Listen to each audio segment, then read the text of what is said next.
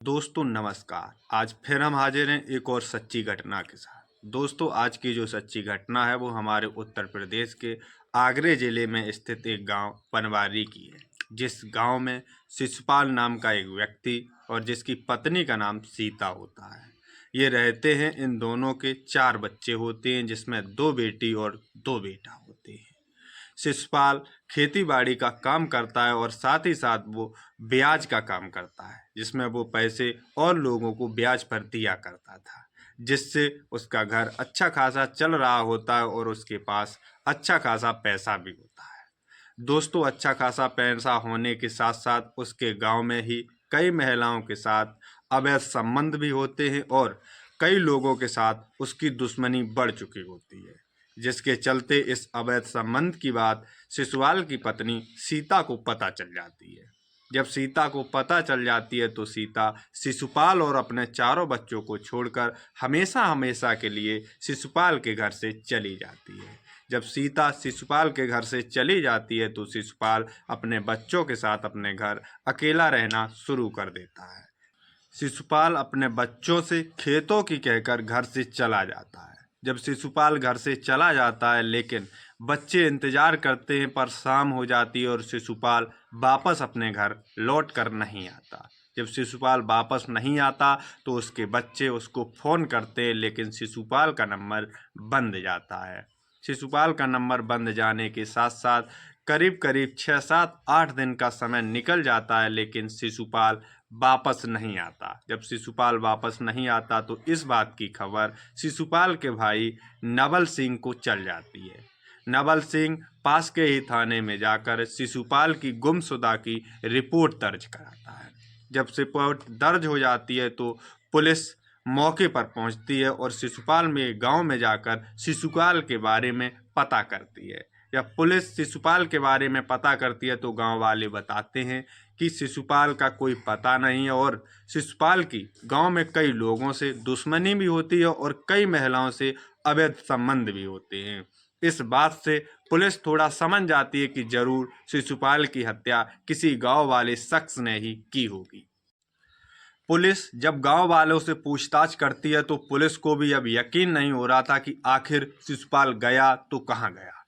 अब पुलिस शिशुपाल के नंबर का सीडीआर निकालती है। जब पुलिस शिशुपाल के नंबर का सीडीआर निकालती है तो उसमें एक नंबर मिलता है जिससे आखिरी बार शिशुपाल की बात हुई होती है। वो नंबर किसी सोहनवीर के नाम पर रजिस्टर्ड होता है। वो सोहनवीर कोई और नहीं बल्कि शिशुपाल के गांव में ही रहने वाला एक शख्स होता है। जब पुलिस उस शख्स को पकड़ती है और पता करती है कि शिशुपाल कहाँ है तो वो कहता है कि सर, शिशुपाल से मेरी उस रात बात जरूर हुई थी, लेकिन मुझे पता नहीं शिशुपाल कहाँ गया। लेकिन पुलिस जब थोड़ा सख्ती के साथ पेश आती है तो वो सोहनवीर अपना जुर्म कबूल कर लेता है। वो कहता है कि सर, शिशुपाल की हत्या हो चुकी है। जब सोहनवीर पुलिस को शिशुपाल के मौत की कहानी सुनाता है तो पुलिस के पैरों तले जमीन खिसक जाती है।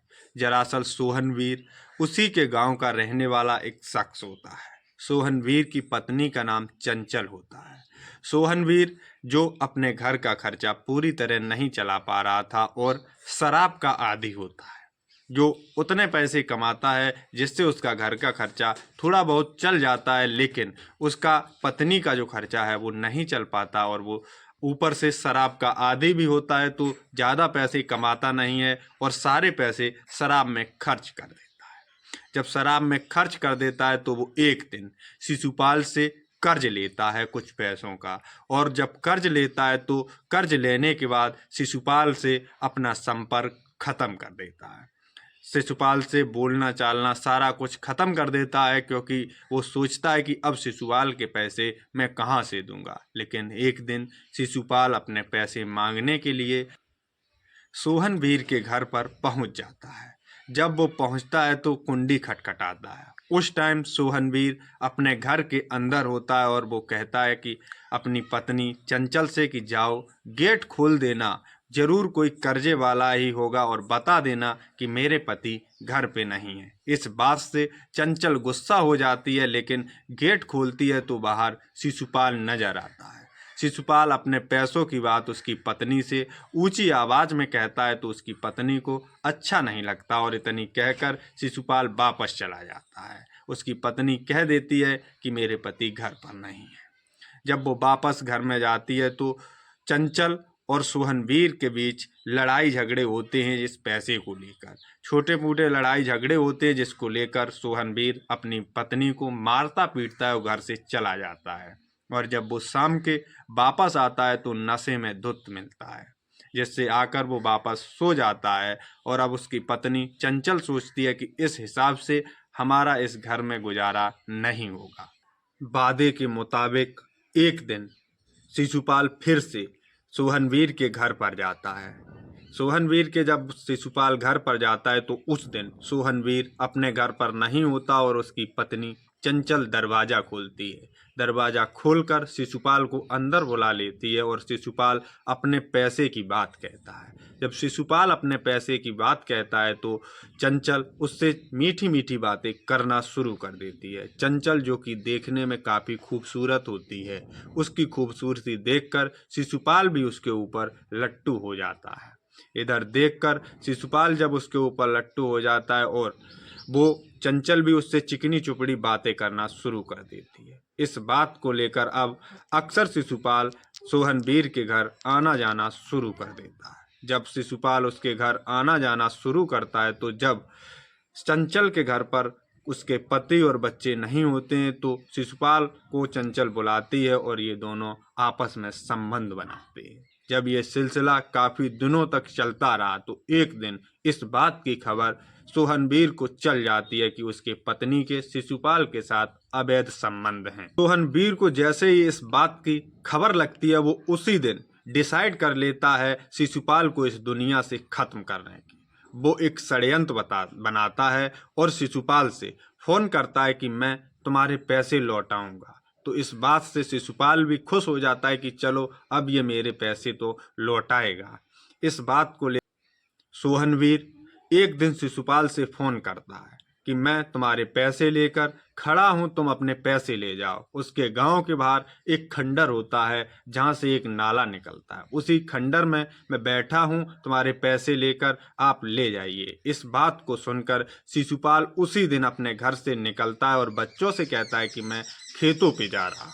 शिशुपाल जाता है तो वहाँ पर सोहनवीर पहले से ही एक शराब की बोतल लेकर बैठा था अपने षड्यंत्र के तहत, जिस शराब की बोतल में वो पहले से ही जहर मिलाए था। इस बात को लेकर शिशुपाल कहता है कि लाओ मेरे पैसे, तो वो कहता है कि इतनी जल्दी क्या है, चलो बैठकर शराब पीते हैं। तो शिशुपाल भी उसकी बात मान लेता है कि अब पैसे तो मिल ही जाएंगे, क्यों ना शराब पी जाए। सोहनवीर उसको शराब पिलाता है। उस शराब में वो पहले से ही जहर मिलाकर लाया था और पिलाते ही शिशुपाल की मौत हो जाती है। जब शिशुपाल की मौत हो जाती है तो सोहनवीर उसकी डेड बॉडी को लेकर पास के नाले में फेंक देता है और फेंककर वापस अपने घर चला आता है। दोस्तों, आशा करते हैं कि आज की सच्ची घटना आप लोगों को पसंद आई होगी। जय हिंद, जय भारत।